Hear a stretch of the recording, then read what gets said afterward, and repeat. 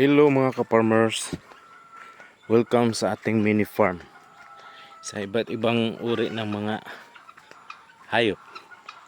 May guinea fowl, may pabo, may mga free range na manok. Ayan yung asula ko. Marami na sila.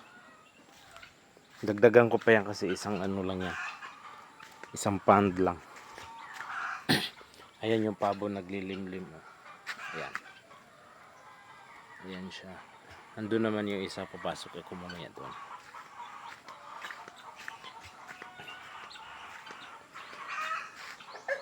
Dito muna tayo sa itik. Ayan yung mga ano ko rin. Talong.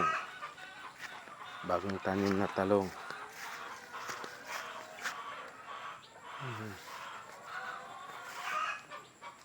Yan mga talong na yan. Doon, fish pond.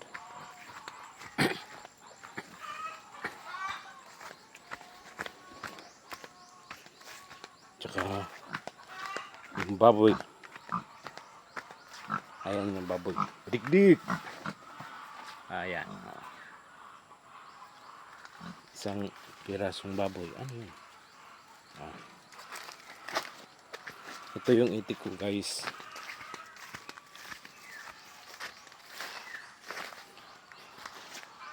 Itik sa amin tawag dito, pero sa Tagalog parang bibi yata tawag dito sa Tagalog. Ayan.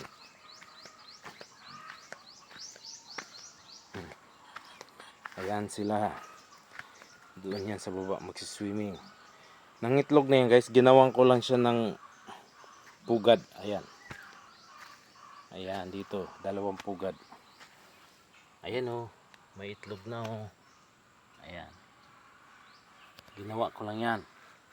Malaki yan dun sa loob. Tsaka ito isa. Wala pang itlog. Itong isa meron na. Mag-itlog pa kayo mga itik. Para dadami kayo. Dito naman sa fish pond. May ginawa pala akong ano dito, guys. Balon. Kasi ang layo ng ano, igibang ko ng tubig doon sa baryo namin. Malayo. Nakakapagod magdala lagi, naghakot ng tubig.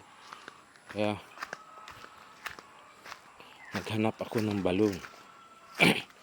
Dito lang din sa malapit sa ano, fish pond ko. Malinis naman yung fish pond ko, guys, kasi itong baboy na to, yung dumi niya, yung daloy niya doon sa ano. Tsaka ginawan ko din siya ng septic tank dyan. May septic tank siya dyan, kaya hindi siya dumadaloy doon. Dyan lang siya dadaloy sa septic tank. Tsaka nasa ibabaw yung fish pond. Dito yung balon. Panglinis lang din to sa ano, baboy. Ayan o. Ayan.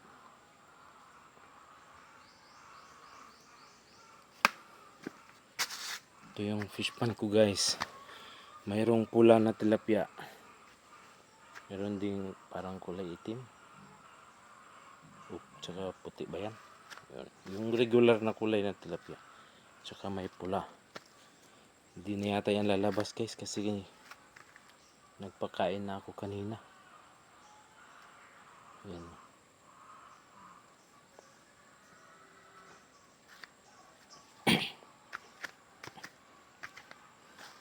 Akit ko dun sa ano, sa ating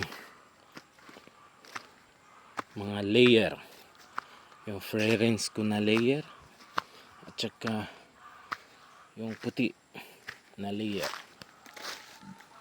yung nakakulong lang.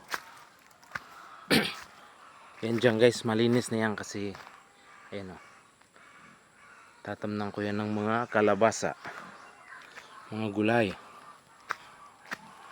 May tinanim na ako dyan, kaso kinain ng daga, hindi nakatubo. Lalagyan ko uli. Ito yung talong, kaya yan yung talong.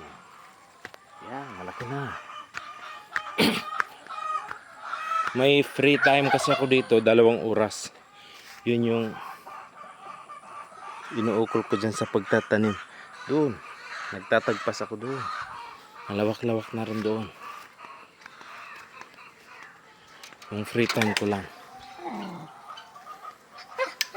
Hi Jack Jack. Hello. Guardia ko yan dito guys. Tsaka naman yung isa yung nanay niya doon.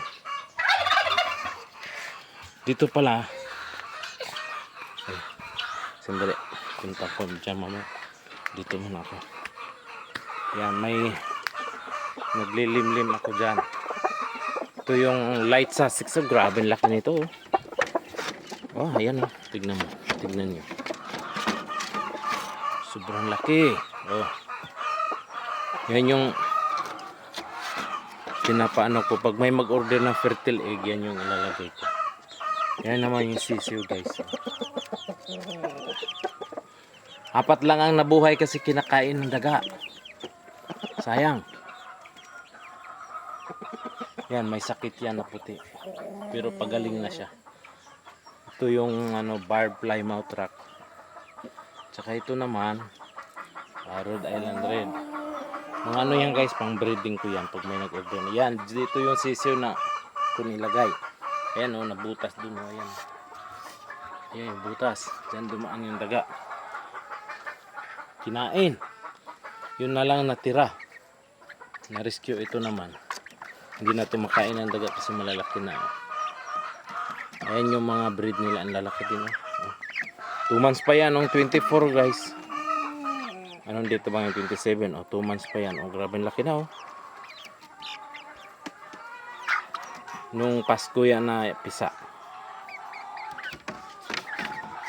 Malaki. Hi Muchi. Ang mababait kong aso guys. O ayan o. Muchi. Ito naman yung guys.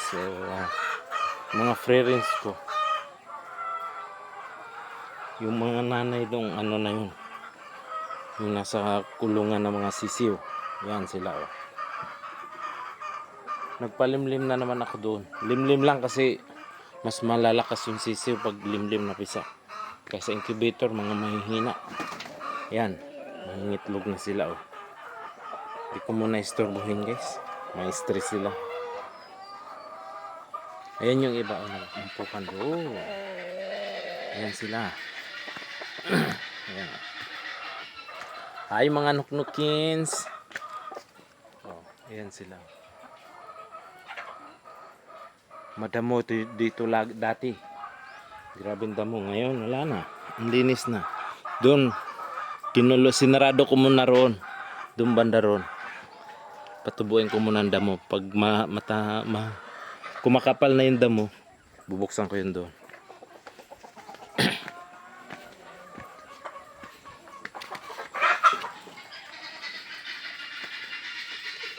Ito naman yung mga white layer ko guys. Ayan sila. Ayan. Nangitlog na. Mamayang tanghali ko pa yan. Oh, may sipon. Pero naggamot na ako ng Ayan yung panggamot ko. Hindi ko lang yung gamot niya. Baka bawal. Ayan oh. Mamayang tanghali guys. Pag uwi ko galing mag-deliver lang ako ng itlog. Pag uwi ko balik mamaya. Mag-harvest ako. Ayan sila oh. Ayan. Umaga pa, alas 7 pa kaya hindi pa lahat nakapangitlog.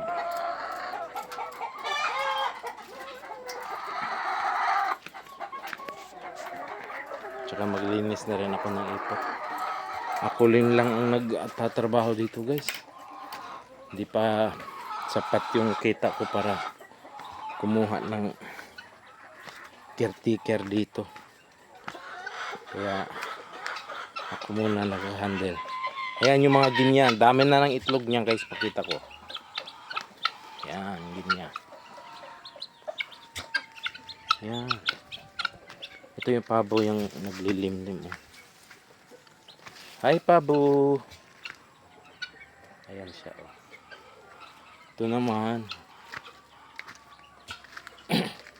Yung isang pabo na naglilimlim. Ayan. Ayan siya. Panay ang ulan kasi kaya nanuhan ko ng bubong. Ayan siya. Ito yung itlog ng ginya. Oh, dami na. Oh. May bubong naman di yan mababasa. Ayan, oh, dami na. Oh. Gusto dyan mag-itlog ng ginya. Okay guys, thank you for watching. Please subscribe guys and react my videos. Thank you so much. Bye bye.